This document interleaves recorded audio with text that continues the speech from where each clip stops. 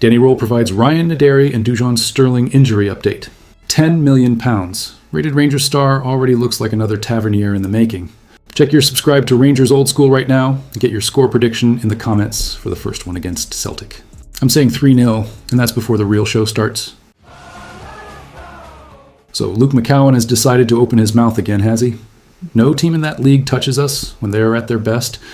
Aye, of course. That's the sort of talk you get when a club's been patted on the head for years by their own press pack and start believing their own bedtime stories. Danny Rohl didn't bite the way they wanted. He basically said it makes no sense obsessing over the other lot, and he's right. You don't win an old firm by trading wee soundbites. You win it by turning up, running harder, and making Ibrox feel like a furnace. And here's the bit that'll sting them. He pointed at the league table. Rangers above Celtic going into this match. Not opinions, not vibes, not highlights reels. The table. And Rohl even had the cheek to sound puzzled by it all, like he couldn't believe a professional footballer was waffling about being untouchable while their European campaign's lying in pieces. He's not wrong either. Big talk after a 1-0 win, then out on aggregate. That's not dominance. That's dressing up a bruise and calling it a trophy. Now add the proper, real Rangers concern. Fitness, Dujon Sterling and Ryan Naderi. Both trained. Both in the manager's hands now, depending on how their bodies react. And that matters, because these games are not won by who posts the best quote. They're won by who survives the first 20 minutes, who wins the tackles, who keeps their head when the noise starts climbing the walls. Rohl's saying he feels the fire at home. The belief is there. One more session to go. Good. Because this is the week where you find out who's built for Rangers and who's just passing through. 2 Old Firm games in 7 days. League first, then the Scottish Cup quarter-final. No hiding, no excuses. No, we'll learn from it, rubbish. So let Celtic talk about being champions until someone takes it off them. Fine. But on Sunday at Ibrox, are they ready to be taken apart properly, or are they just ready to talk again? So here we go again. The usual chatter starts the minute a Rangers player actually looks like value for money. James Tavernier's name gets dragged into it because, let's be honest, there's only one benchmark for modern Rangers signings, and it's him. 200 grand from Wigan, and he turns into a captain, a talisman, and a right back putting up numbers most strikers would kill for. Goals, assists, big moments, European nights.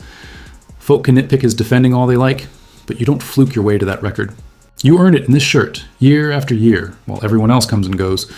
But now the uncomfortable bit. He's 34, and the club are clearly weighing up what comes next. There's talk his age is the sticking point on a new deal, and you can already feel that familiar Rangers tension, that dread of losing experience before the replacement is truly ready.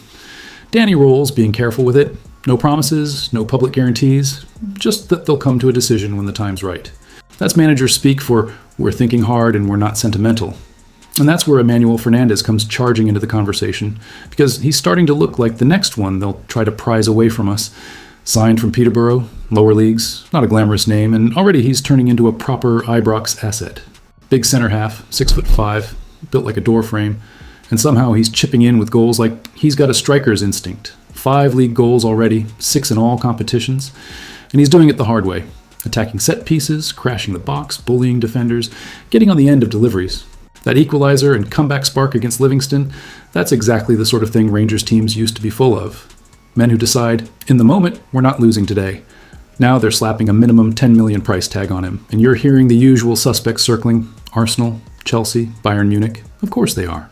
They'll sniff around because they think Scotland is a bargain aisle, and Rangers should be grateful for the attention. Here's the point. Tavernier wasn't just a good player, he was a statement, a proper Rangers find. If Fernandez is another one of those, then the club have to show a spine and build around him, not cash in the first time someone waves money. Because if we're serious about trophies again, you don't sell your future to fund your past, do you?